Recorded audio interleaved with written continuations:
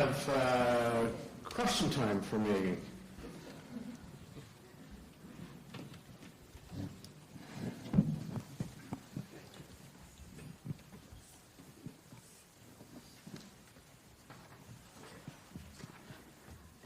So, first question. It's not truth or consequences either. Okay.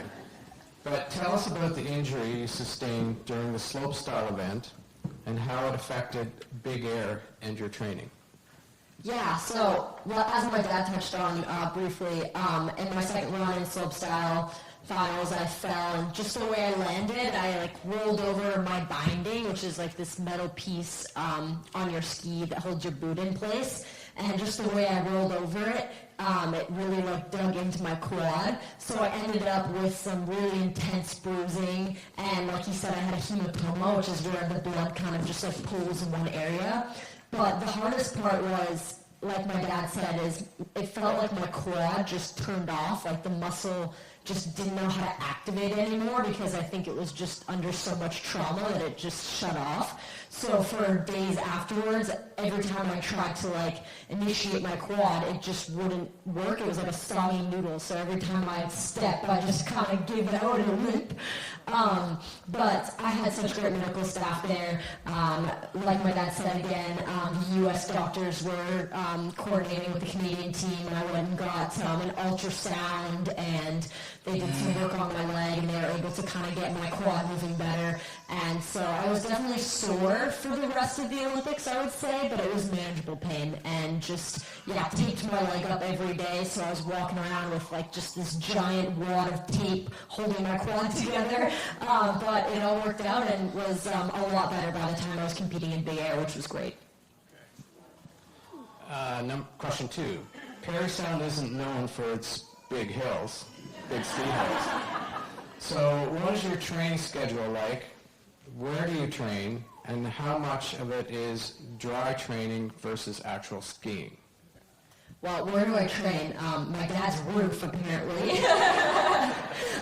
That's where I started. I mean, you have to be creative coming from a small town, and when you don't have your driver's license, and they have to work sometimes. We made the most of it, so definitely trained a lot in the backyard.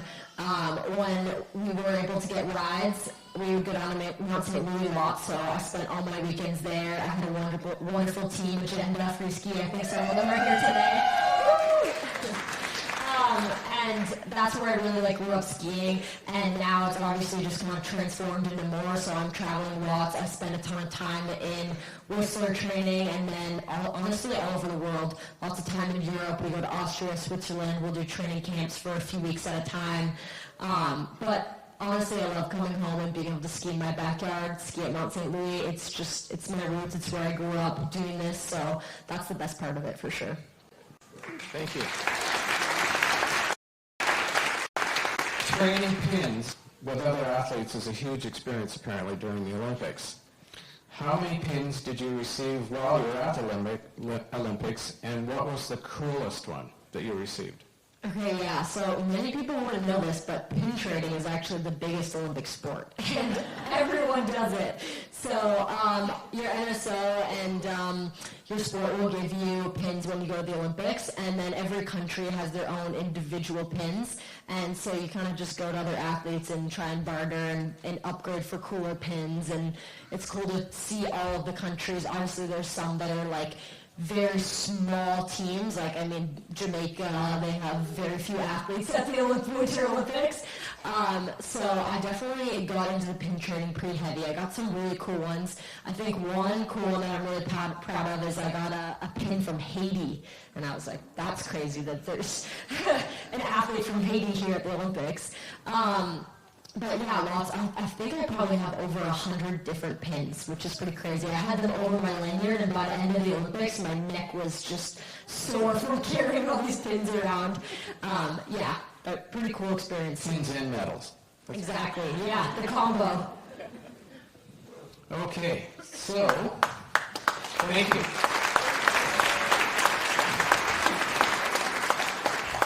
Yeah, and I do want to take a moment just to say thank you to all of you guys. I mean, the community has been so incredible through this whole process. Being over in Italy, I heard little rumblings of stuff that was going on and received lots of messages, but to finally come home and see everything you guys have done, it's honestly been, it's blown my mind. I'm driving through town and I see Canada flags and I see my face on windows and I see, like little signs on the lawn, and it's just so amazing to hear from all of you and hear from some of the kids at school or just like kids in general in the community who have said they've watched and been inspired. And I think that's the really cool thing about sport and the Olympics is its ability to really unite people and unite communities together. And I'm so glad that you guys were able to be on this journey with me, and I hope that it's kind of encouraged you to step out of your comfort zone, try something new, maybe get into a sport. But yeah, thank you for all of your support through this whole thing. It's been incredible.